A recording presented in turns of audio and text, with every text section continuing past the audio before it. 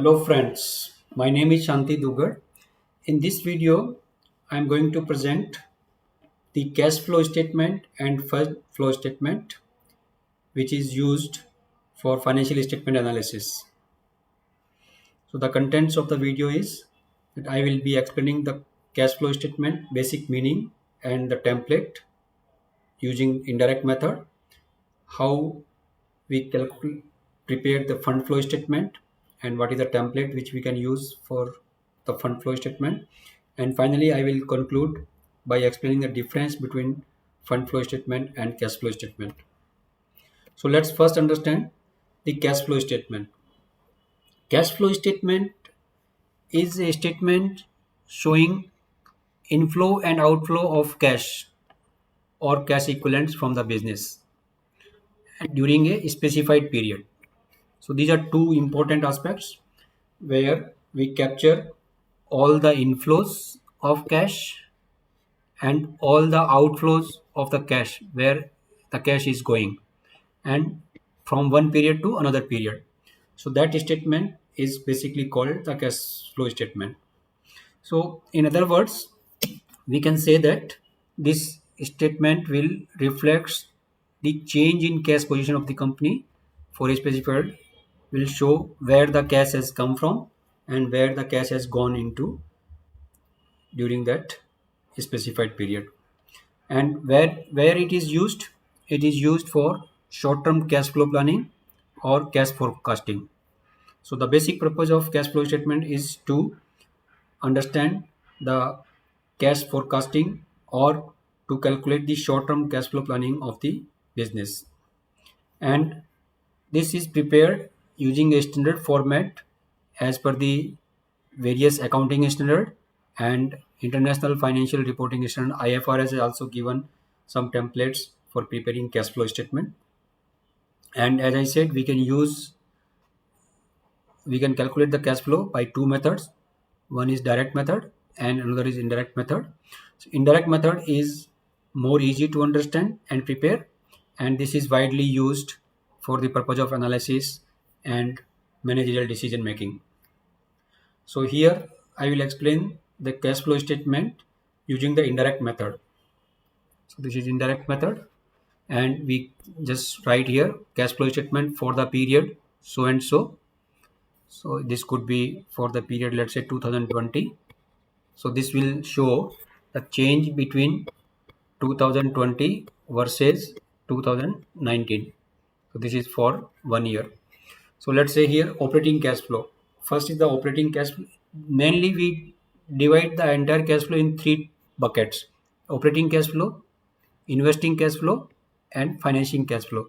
So these are three broad headings under which the cash flow is prepared. Now within operating cash flow, there are subheadings. We say profit before tax for the period. We start with the PBT. So let's start with PBT here. So from PBT, we add depreciation.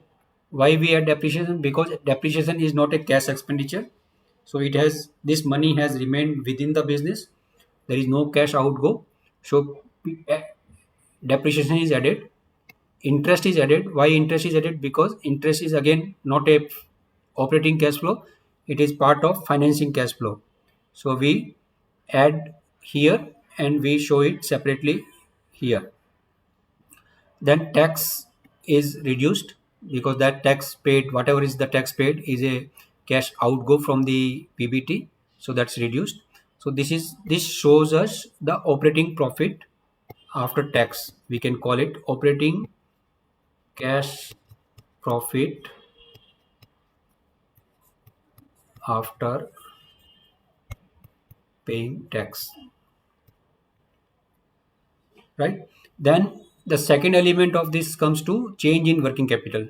So for example, if you have added into the working capital, that means to that extent company's cash will reduce. Similarly, if you have liquidated some of the working capital, to that extent your company's cash will go up. So if there is a increase in assets, current assets, it is a cash outflow. If it is a decrease in current assets, it is a cash inflow. So for example, debtors if we have collected debtors, so that means debtors will reduce. So debtors means reduce, it is decrease.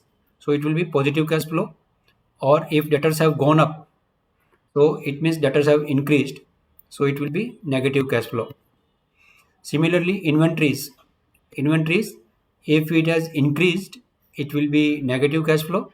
If it has reduced, it will be positive cash flow.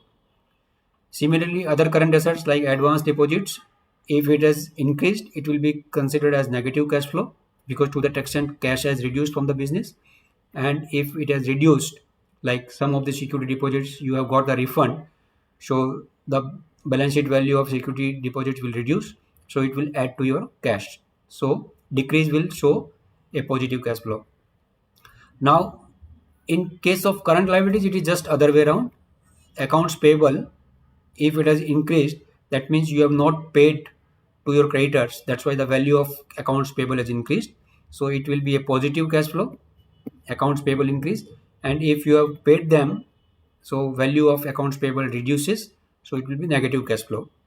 Same way, provisions and other current liabilities, if it has increased, it is positive cash flow. If it has reduced, it is negative cash flow. So we can say कि current assets increase, cash flow is negative.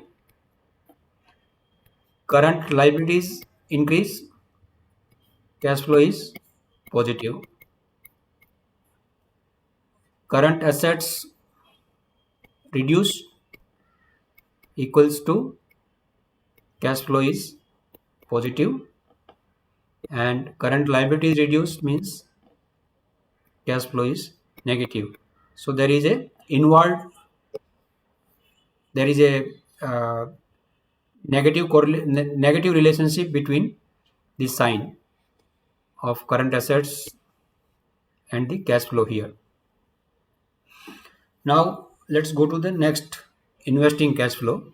Investing cash flow is basically how much money you have invested in the fixed assets or you have taken out from your fixed assets by sale. So for example, if you have bought new fixed assets, so your cash has gone out from the company. So increase in fixed assets is a negative cash flow. Sale of fixed assets, when you sell the fixed assets and get some cash, so it's a reduction in fixed assets, so that's a positive cash flow. So you have got money here. Increase in investment, so if you invest money in some securities or you buy some debentures, shares of other companies, so it's your cash gone from your company, so it's any increase in investment is your negative cash flow. Any liquidation, if you sell it, those investment or marketable securities, so it adds to your cash, so that becomes positive cash flow. So sum of these will be the total of investing cash flow, B, we call it B. The third element is the financing cash flow. So financing as cash flow, as I said, interest is a cash outgo. So this is a cash outgo. Whatever interest you paid on your loans, debentures, bond holders, that's a negative cash flow. So it is minus. Dividends, whatever you pay to your shareholders, again this is minus because this is the cash outgo from the company. If you increase the share capital in your business, so share capital increase means the cash will come to your company, so it will be positive cash flow.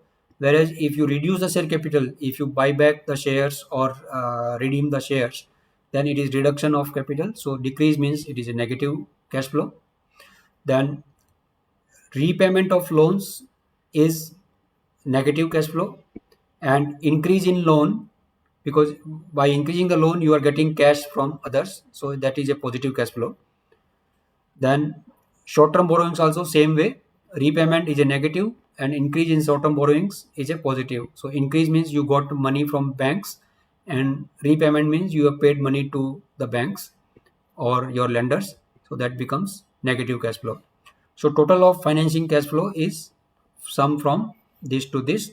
So when we add all three together, A plus B plus C, we get the total change in net cash flow, and that should be equal to the change in cash position as per the balance sheet. So opening cash balance minus the closing cash balance, if you do, this should be equal to this amount. Now let's go to the concept of fund flow. Fund flow is a statement which shows movement of funds in the firm, which affects the working capital of the company during a specified time period. So there are three main elements here to note down. One, it is movement of funds. That is the first requirement. Second is that it should affect the net working capital of the company. And the third one is that it is for a specified period.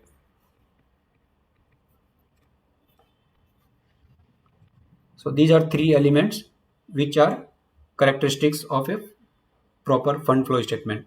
So in other words, we can say that it reflects the sources and application of funds for a specified period. So it will show where the funds have come from into the company and where the funds have gone out of the company. So this reflects that. So it captures the difference between the balance between all accounting heads, which affects the working capital and funds of the company. And where it is used for long term business planning, not for short term. So for short term cash planning, we use the cash flow statement.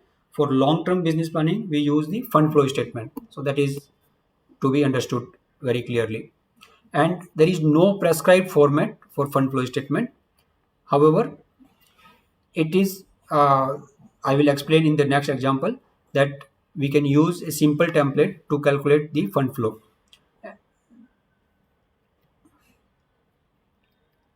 So this is a simple fund flow statement template I have shown here. So again here heading will be fund flow statement for the year so and so, let's say for calendar year 2020. So when I say 2020, it will show the changes 2020 versus 2019. So for 1 year if you have to calculate. So sources of funds, again here we have to show in two broad headings. One is sources of fund and B is application of funds. So where the funds have come from. So one, funds could come from operations like profits earned from operations, operating profits. Then it can also come from issue of share capital. If the company has issued some new share capital during the year, so that will add to the cash or funds. So if cash comes into the company, that means on balance in the balance sheet asset side, current assets will go up, the cash will go up, and the on liability side share capital will go up. So it will affect the current assets or working capital of the company. So this will be a positive sources of fund. Issue of debentures. So again, this is a new source of fund come into the company. Increasing long-term borrowings. Again, funds have come into the company. Sale of fixed assets, fund have come into the company. Sale of investment, funds have come into the company. So when we all add together, it gives total sources of funds, which we call as A. Now, applications of funds, where the funds can go out from the company. There could be losses from the operations, so that will be negative. The funds have been utilized in losses. The decrease in share capital, if the company has buyback shares or reduce the share capital, the funds will go out of the company. Redemption of debentures, funds will go out of the company.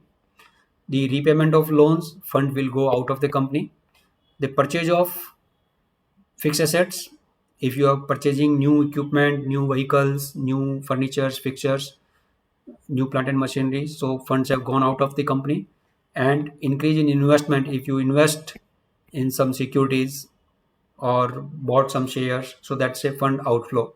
So the total of all this is total application of funds, which we call as B. So when you do A minus B is the net, or we call it delta change in the funds position. And this delta should be matched with the statement of change in working capital, because here you must have noticed all the elements which we took here are not part of current assets or current liabilities. So any the difference between these two will always match with the statement of change of working capital. So which we see here, the statement of change in working capital from one period to another. So that is current year versus previous year. So let's say 2020 versus 2019. So here we say opening working capital was X, and the change in working capital which could happen as we saw in the cash flow statement. If it is increase in current assets, the working capital is minus. If it is decrease in current assets, the cash is coming into the business, so it is plus. On the liability side, it is just reverse. Increase in current liabilities is the negative. Sorry, increase in current liability is the positive for cash flow, and decrease in current liability is a negative for the cash flow. So when we take all these together and add it with the opening working capital, we get the final working capital, and so this portion is the net change in working capital. Net change in working capital, or we can say delta NWC. So this value must be equal to the total sources minus application of funds, which we saw here. Here, both should match. Now, the last element of this video is distinguishing between funds flow statement and a cash flow statement, because most of the time people get confused between these two terms. So let's understand it very clearly. Fund flow statement and cash flow statement. The analysis in fund flow statement is based on broader concept of working capital. So that factors which affects the movement in working capital only gets captured here. Whereas in cash flow is narrow concept of cash only. So the factors which affects the cash movement of the firm, whether it is from NWC side or from the fixed asset side or from the investment side, all factors which affects the cash movement will captured here, and here it will be only captured which affects the working capital movement of the firm. The objective of the fund flow is magnitude and causes factors of change in working capital. Here the objective is change in cash or cash equivalent. The preparation methodology, it specifies sources and application of funds, and finally the result is net difference between the two is basically the net change in working capital. And here it specifies the cash, where does it come from and where it is utilized. So the net difference between cash inflow and cash outflow will be showing the net change in the cash position or cash equivalent position of the business. The purpose and usefulness, this is very important to understand. This is used mainly for long-term business planning and assessing the long-term financial position of the company, whereas cash flow is assessed or made for short-term assessment of the financial position of the company and to forecast the short-term cash requirement or cash flow planning of the company. Now here statement of schedule of change in this fund flow, it is made separately just to match the numbers, whether the application and sources of funds matches with the change in statement of working capital or not. Here it is not prepared. Causes or factors which affect fund flow statement. So all factors which affect the working capital movement are captured in fund flow statement. Here the factors which affect only the cash balance movement are captured in the cash flow statement.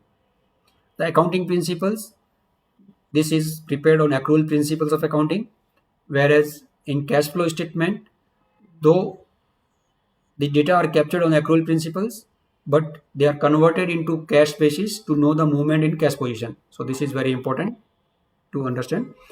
The compulsion and format, there is no mandatory requirement under any accounting standard to prepare fund flow. It is done by the companies on their own to have the long-term business planning, and there is no prescribed format for preparing fund flow statement, whereas cash flow statement is mandatory in various accounting standards to prepare, and accounting standards have given a fixed template, and IFRS also have given a prescribed format of cash flow. Interrelationship, fund flow can be prepared from cash flow statement under indirect method, whereas cash flow cannot be made from fund flow statement.